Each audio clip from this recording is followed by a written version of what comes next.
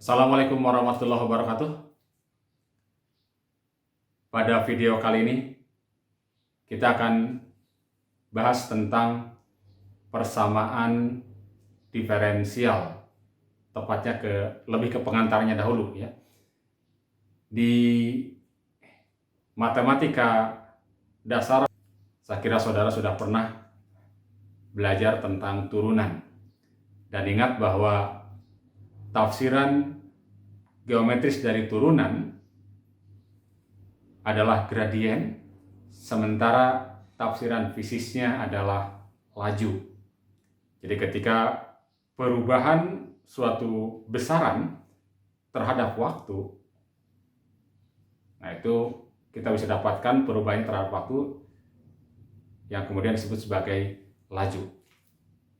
Turunan satu besaran terhadap waktu disebut sebagai laju.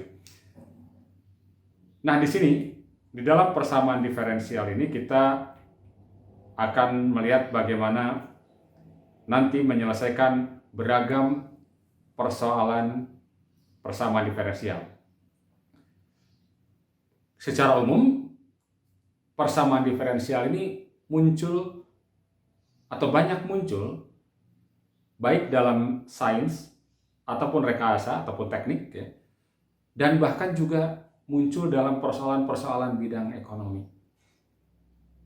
Nah, mengapa demikian? Ya karena memang pada umumnya, sekali lagi, bahwa perubahan suatu besaran atau suatu besaran umumnya berubah terhadap waktu.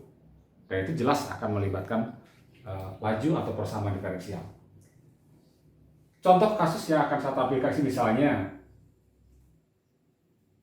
kasus pendinginan, hukum Newton tentang pendinginan. Nah, ternyata bahwa suhu benda atau temperatur benda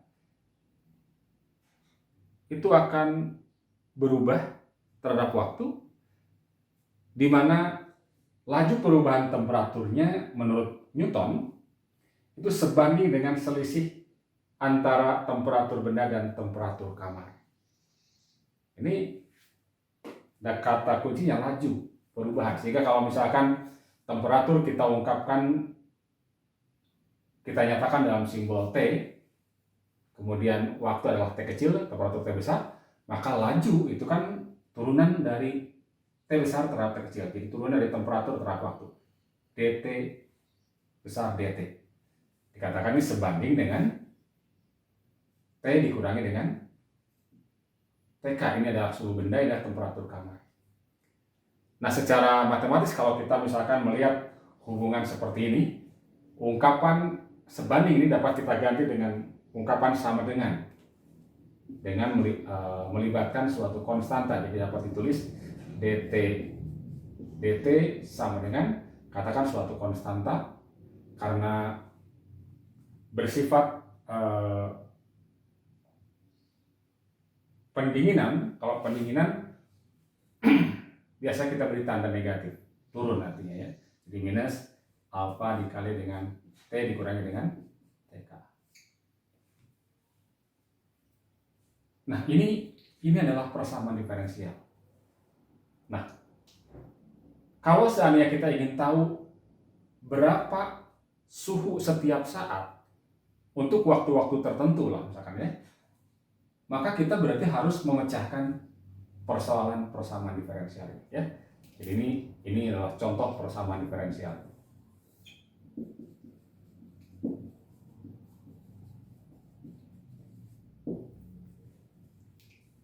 Nanti kita akan lihat di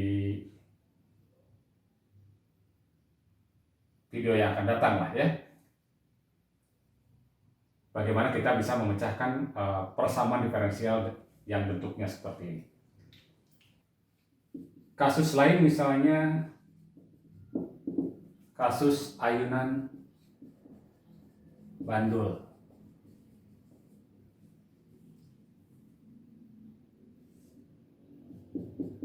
Kalau ada benda diikat dengan seutas tali, kemudian digantungkan, maka dia akan dalam keadaan vertikal, gitu kan ya. Kemudian seandainya kita simpangkan, Misalnya massa bendanya M, kita simpangkan dari arah setimbangnya dengan sudut simpangan sebesar theta.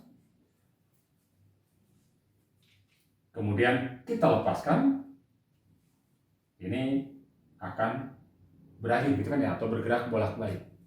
Nah, bagaimana kita bisa mengetahui perubahan posisi atau perubahan sudut dari partikel ini atau benda ini terhadap waktu? Ya, jadi sekali ini akan berayun sini ya, berayun. Jadi kita ingin lihat, ingin kita pecahkan, ingin kita ketahui bagaimana theta terhadap waktu perubahannya. Kita bisa pecahkan persoalan ini dengan memanfaatkan hukum kedua Newton untuk rotasi. Jadi kita bisa pandang nanti ini M ini dengan tadi bergerak rotasi, berputar sini kan ya. Nah, di sini kan ada gaya sebesar M dikalikan dengan G, kemudian misalnya panjang talinya L, kemudian sudut yang dibentuk oleh penyimpangannya terhadap setimbangnya adalah theta. Hukum kedua rotasi menyatakan bahwa resultan momen gaya yang bekerja pada benda sama dengan I dikalikan dengan alfa, di mana I adalah momen inersia, alfa adalah percepatan sudut. Nah, momen inersianya dalam hal ini perkalian antara gaya dan dengan gaya kan ya. Jadi kalau misalkan ini porosnya nih, sini porosnya, kita buat komponen yang tegak lurus terhadap gaya, komponen dari L yang tegak lurus terhadap gaya. Nah, panjang ini itu kan tidak lain adalah L dikalikan dengan sin theta ya. Sisi depan dari sebuah segitiga ya. L dikalikan dengan sin theta. Nah, karena sifatnya pertama kan kalau kita tahan ini kan diam ya kan ya. Kemudian baru ketika kita lepas maka gaya momen gaya inilah yang akan menyebabkan dia berputar terhadap poros di sini. Ya. Momennya adalah momen yang negatif, ya. Min M dikali G dikalikan dengan L sin theta, lengannya.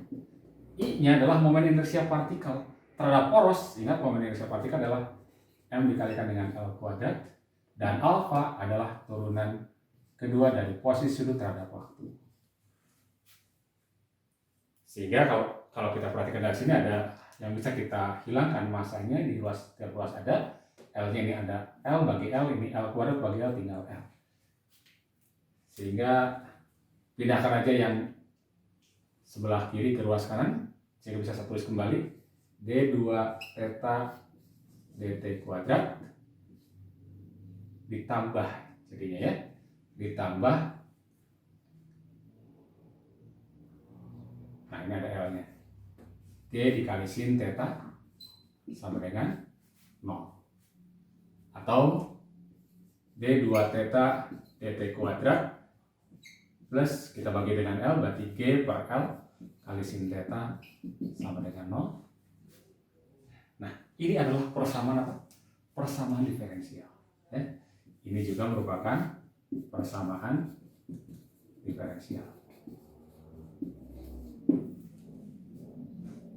Dan ini termasuk persamaan diferensial yang sulit kita pecahkan, ya, karena ini melibatkan theta, sementara di sini melibatkan sin theta.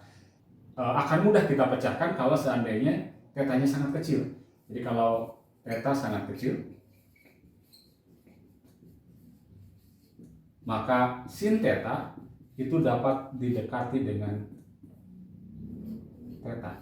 Sehingga kalau sin theta kita ganti dengan theta, akan diperoleh persamaan diferensial D2 theta dt kuadrat plus G per L kali theta sama dengan 0. Nah, G per L seringkali diungkapkan oleh omega kuadrat, jadi ditulisnya begini, D2 theta dt kuadrat plus omega kuadrat theta sama dengan 0. Ini tidak lain persamaan diferensial. Dan dalam kasus ini adalah persamaan diferensial untuk gerak harmonik yang sederhana, gerak Brayun yang sederhana. Nah, ini dua contoh kasus ya, bahwa persoalan-persoalan baik dalam sains maupun teknik itu banyak melibatkan persamaan diferensial. Jadi kita belum sampai ke memecahkan persamaan ini. Ini baru pengantar saja ya. Jadi saya ingin tunjukkan bahwa banyak contoh kasus persoalan yang melibatkan persamaan diferensial. Nah, tugas kita ke depan nantinya adalah tentu saja bagaimana memecahkan persamaan diferensial ini. Dan kalau kita perhatikan di sini, kalau di sini melibatkan turunan pertama, di sini melibatkan turunan kedua. Mungkin juga ada persoalan yang nanti melibatkan turunan ketiga, keempat, dan seterusnya. Oke? Saya kira untuk pengantar saya cukupkan saja dahulu. Terima kasih. Assalamualaikum warahmatullahi wabarakatuh.